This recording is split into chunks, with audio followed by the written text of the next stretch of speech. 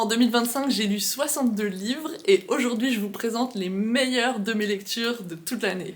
Dans une précédente vidéo, j'ai classé tous les livres que j'ai lus en 2025 du moins bon au meilleur, et dans la catégorie génialissime, j'ai placé 14 ouvrages que je vais vous présenter aujourd'hui et parmi lesquels j'ai choisi mon top 6 de l'année 2025. Avant de commencer, je veux juste préciser que les livres que j'ai placés dans la catégorie juste en dessous de génialissime, qui étaient mémorables, sont également des livres excellents que je recommande. Pour tous les livres que j'ai lus dans le cadre de mon tour d'Europe en 2025, ce que je vous préciserai au fur et à mesure, eh bien il y a une vidéo dédiée sur ma chaîne, donc même si je vais évidemment parler un peu en détail de ces différents livres, vous pouvez retrouver une vidéo spécifique sur chacun de ces livres en fonction du pays pour lequel je l'ai lu. Je vais commencer par vous présenter les livres que je mets dans la catégorie mention spéciale, c'est-à-dire les livres qui ne font pas partie de mon top 6, mais qui font partie du top 14 de mes lectures préférées en 2025.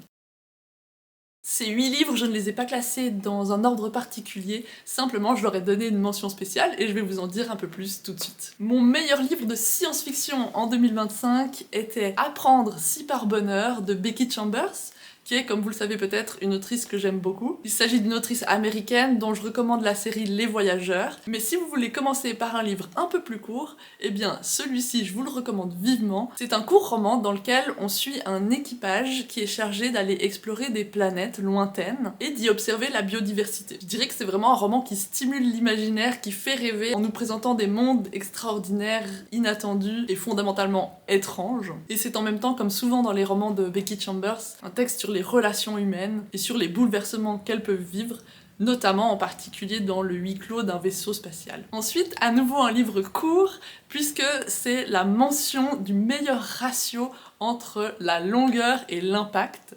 On a le livre Milchle Latte Mleko de Hedwige, que j'ai lu pour la Suisse, et ce livre, comme vous le voyez, est tout petit, et pourtant il a eu un impact très fort sur moi en tant que lectrice, avec sa jeune narratrice qui découvre la Suisse après son départ de Serbie pour fuir la guerre. Cette narratrice qui est à la fois confuse par ce nouveau pays qu'elle découvre et dont les coutumes sont étranges, différentes, mais aussi par l'absence de son père, qui est, on lui dit, à la haie, mais elle ne sait pas vraiment ce que ça signifie. Il est si petit que je ne vais pas en dire plus, mais si vous avez envie d'entrer dans la littérature suisse par un bout ou par un autre, et bien pourquoi pas celui-ci, qui est également lauréat du prix suisse de littérature 2024. Ensuite, mention spéciale pour le livre le plus perturbant que j'ai lu en 2025, il s'agit du Grand Menu de Corinne Hou, que j'ai lu pour la Belgique.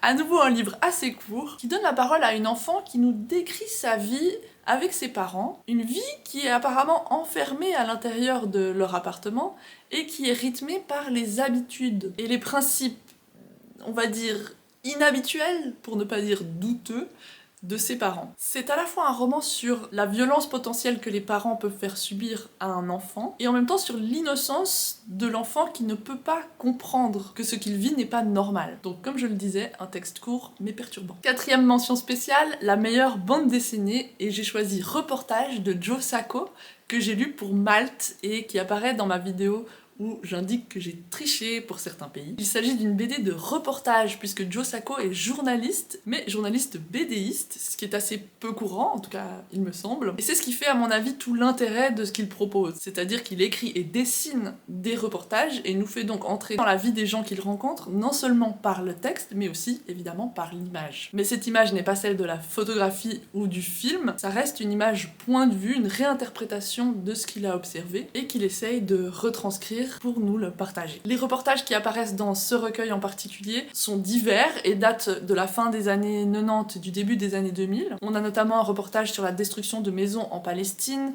on suit aussi un groupe de militaires américains en Irak, on va rencontrer des femmes tchétchènes qui sont déportées, ou encore des Indiens d'une caste inférieure qui cherchent à survivre malgré la situation difficile dans laquelle ils sont. Et j'avais choisi ce livre pour Malte parce que l'un des reportages porte sur l'arrivée de migrants africains à Malte. Donc comme je le disais dans ma vidéo qui présentait cet ouvrage, ça a été pour moi une belle découverte de voir qu'on peut aborder l'actualité ou l'histoire récente à travers la bande dessinée, tout en gardant un soin particulier à l'aspect documentaire. Maintenant, mention spéciale pour le texte le plus littéraire que j'ai le mieux aimé en 2025, il s'agit de La Porte de Magda Szabó, que j'ai lu pour la Hongrie. Ce texte est littéraire à deux niveaux. D'une part, il est extrêmement bien écrit, et d'autre part, la narratrice de l'histoire est une écrivaine, c'est probablement Magda Szabó elle-même, ou en tout cas son avatar, et une partie du roman tourne autour du fait d'écrire, activité que le personnage finalement principal de l'histoire, Emerence, la femme de ménage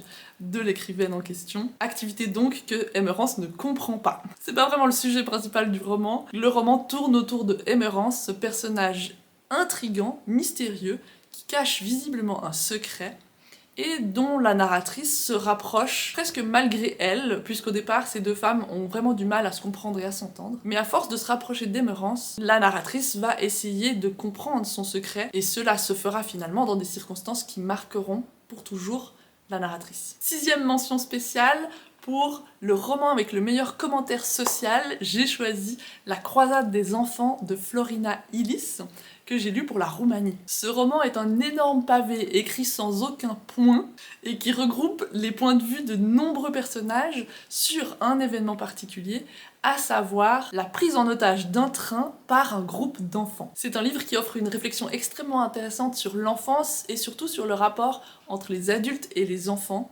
Adultes qui ont dans ce livre du mal à comprendre, croire ou faire confiance aux enfants, voire même à répondre à leurs besoins de base. On suit donc la révolte des enfants dans une sorte de roman d'aventure au départ, qui se transformera petit à petit en un drame individuel et social. J'ai dit que ce livre n'a pas de points et que c'est un pavé, c'est la vérité. Pour autant, j'ai trouvé qu'il se lisait bien. C'est un livre intense, avec beaucoup d'événements, et les points de vue divers sur la situation dynamisent vraiment le récit. Je finis mes mentions spéciales avec 2 essais, et tout d'abord le plus philosophique. Il s'agit d'Apprendre à philosopher en féministe de Vanina Modiconacci. Je suis pas sûre de prononcer correctement ce nom. Un essai que je ne recommande peut-être pas à tout le monde, parce que c'est quand même un sujet assez niche, à savoir l'enseignement de la philosophie, mais aussi peut-être de manière un peu plus générale, qu'est-ce que c'est que philosopher en tant que femme, et surtout en tant que femme dans un groupe dominé par les hommes, puisque la philosophie comme discipline est en général dominée par les hommes encore aujourd'hui. Donc si vous êtes intéressé par la philo, le féminisme ou par l'enseignement de la philo, évidemment que je vous recommande ce livre. Sinon, si vous cherchez un essai un peu plus général, je vous propose mon meilleur essai de 2025. Il s'agit d'un désir démesuré d'amitié de Hélène Gianecchini, qui est un essai sur la famille choisie, sur l'importance de l'amitié, en particulier dans les cercles queer. L'autrice explore d'une part sa propre existence et sa propre relation à l'amitié, mais également les expressions de l'amitié qu'elle a pu observer dans l'histoire récente des mouvements queer. Elle va aussi se pencher sur les événements qui font ou qui ont fait que les personnes queer ont une forme de nécessité parfois à trouver une famille qui n'est pas leur famille de sang, mais une famille choisie d'amis. Et elle parle également des conséquences d'une vie d'amitié et des difficultés que la société telle qu'elle est pensée actuellement pose à ce type de système. C'est un livre qui m'a beaucoup fait réfléchir, qui m'a donné envie de penser différemment ma manière de vivre et en particulier de vivre mes amitiés. Je pense que c'est un livre qui peut vraiment parler à toutes et tous. Et avec ça, on arrive à mon top 6. J'adore faire cette vidéo et passer en revue tous ces excellents livres que j'ai lus en 2025, c'est vraiment chouette. Je vais présenter ce top 6 du numéro 6 jusqu'au numéro 1, qui sera donc mon top du top. Mais il faut bien comprendre que tous ces romans sont excellents, je les ai adorés, et si j'en ai l'occasion, je les relirai. On va commencer avec le roman que j'ai lu pour l'Allemagne. Il s'agit de La Fabrique des salauds de Chris Kraus. Il s'agit d'un roman historique dans lequel on suit un personnage qui a fait carrière dans l'espionnage d'une manière assez particulière, puisqu'il a commencé en travaillant pour les nazis sur les traces de son frère, mais qu'il va être recruté ensuite par le KGB, par la CIA et même par les services secrets israéliens. Donc c'est un homme qui joue toujours un double, un triple, voire un quadruple jeu, et dans ce roman, il nous raconte son existence, comment il en est arrivé là, et les conséquences qu'ont eu ses choix sur sa vie. Alors pourquoi j'ai adoré ce roman? Parce que je crois que j'aime les narrateurs qui sont nuancés. Et là, c'est vraiment un narrateur qu'on déteste autant qu'on a pitié pour lui. Très honnêtement, parfois on a envie qu'il souffre et parfois on pleure avec lui. Et en même temps, c'est un roman qui nous fait traverser la Seconde Guerre mondiale et les années qui ont suivi, avec un aperçu particulier sur les politiques secrètes des différents pays impliqués dans la guerre et dans la guerre froide. Si vous voulez en savoir un peu plus, allez voir la vidéo que j'ai consacrée à ce livre, je la mets ici dans le petit coin. Donc si vous n'avez pas peur des pavés, si vous êtes intéressé par cette période historique, et si vous ne craignez pas d'être bouleversé, je vous recommande ce livre.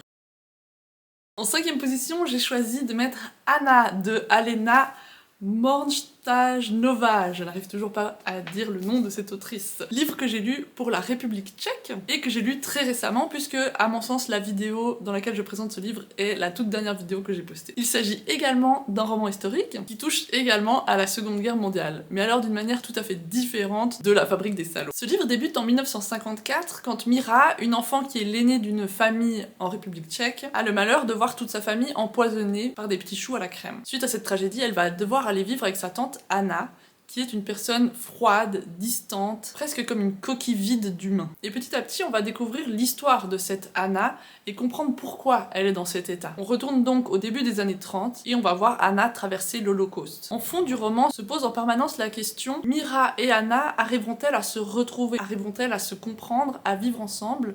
Anna pourra-t-elle retrouver une forme de joie de vivre ou peut-être juste d'existence parmi les humains? Et Mira pourra-t-elle surmonter la perte de sa famille avec l'aide de sa tante? Il s'agit, comme vous vous en doutez, d'un roman triste, dur, mais que je n'ai pas pour autant trouvé sombre ou accablant, ni pathétique. Il s'agit d'un roman vraiment très réussi à mon sens, et quand j'ai fini de le lire, j'avais immédiatement envie de le relire pour me replonger dans cette histoire, peut-être encore mieux la comprendre, et passer encore un peu de temps avec les personnages.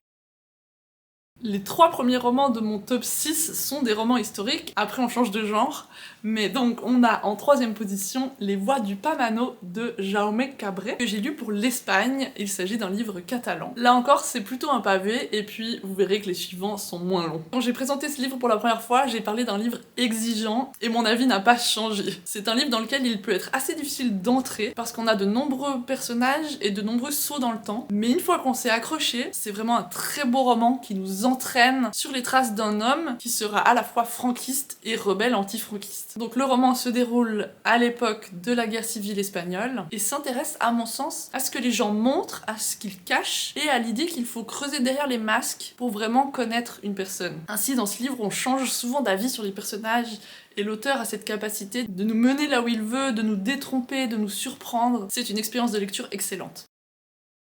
On en arrive à mon top 3 et en 3ème position, j'ai choisi Héritage et milieu de Vigdis Hjorth, qui est un livre que j'ai lu pour la Norvège. Le roman s'ouvre sur une narratrice qui apprend que l'héritage laissé par ses parents à leurs enfants est inéquitable, c'est-à-dire que son frère et elle ne reçoivent pas grand-chose par comparaison avec les 2 plus jeunes enfants. Je précise que tous ces enfants sont déjà adultes. Et la narratrice va explorer pourquoi, d'une part, elle s'y attendait, elle n'est pas surprise, pourquoi d'autre part, elle est en colère, et enfin, elle va nous révéler quel secret se cache dans cette famille qui explique qu'elle a toujours été mise à l'écart par ses parents. C'est un livre introspectif et en même temps sur les dynamiques familiales qui sont parfois révélées dans ces moments cruciaux que sont la mort de l'un ou des 2 parents. Donc si vous aimez les histoires de secrets de famille, il faut juste attendre à ce que ce soit assez lourd, avec une narration très personnelle et introspective, eh bien je vous recommande ce roman.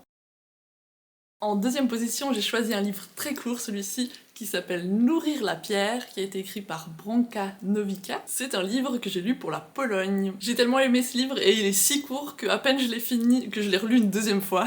C'est un texte à la narration très poétique qui fait parler une enfant de son existence et de son quotidien dans sa famille en Pologne probablement. Et cette existence, elle la raconte en particulier à travers des objets qui constituent son quotidien. À partir de ces objets, on découvre l'environnement de cet enfant, et également les relations qu'elle entretient avec les personnes de son entourage, mais aussi ses propres intérêts, craintes ou inquiétudes. Je dirais que c'est au final un texte sur la solitude ou sur une enfance solitaire, ce qui est symbolisé en particulier par la pierre du titre à laquelle l'enfant s'attache et qu'elle se met en tête de nourrir. C'est un livre que je trouve parfait à offrir parce qu'il est beau, visuellement, avec sa couverture bronze, qu'il est très court, qu'il n'est pas très connu et qu'il est également très original.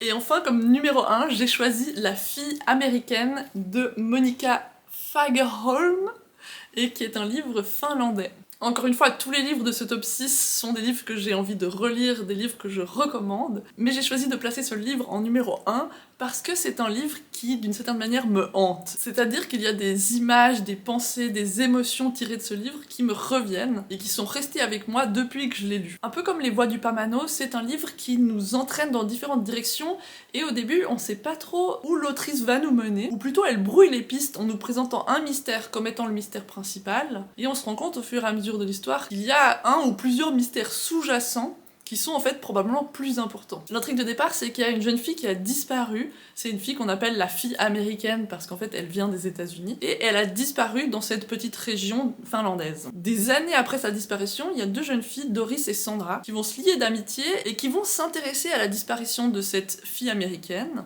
qui vont s'y intéresser de manière presque compulsive, obsessionnelle au fil du temps. Et puis, comme je l'ai dit, ce premier mystère va finalement révéler d'autres secrets, d'autres incohérences dans le récit des unes et des autres, mystères qui vont avoir des conséquences en partie dramatiques sur la vie des deux jeunes filles. C'est également un livre sur l'amitié entre ces deux jeunes filles, et peut-être sur une forme de radicalité de l'enfance. Je sais pas si c'est la bonne expression. Ce que je veux dire par là, c'est que parfois quand on est enfant ou adolescent, on peut mener le jeu un peu trop loin, et ça peut avoir des conséquences qui vont bien au-delà du jeu lui-même. Donc de manière évidente, je vous recommande ce roman, La fille américaine. Et voilà, c'était mon top 6, ainsi que mes 8 mentions spéciales parmi les livres que j'ai lus en 2025. Si vous voulez voir la liste complète et le classement complet des livres que j'ai lus en 2025, eh bien vous pouvez regarder cette vidéo. Et vous, quelles sont vos meilleures lectures de 2025? Je suis très curieuse, s'il vous plaît, partagez-les en commentaire. Dans tous les cas, n'hésitez pas à vous abonner. Merci beaucoup d'avoir regardé cette vidéo et à la prochaine.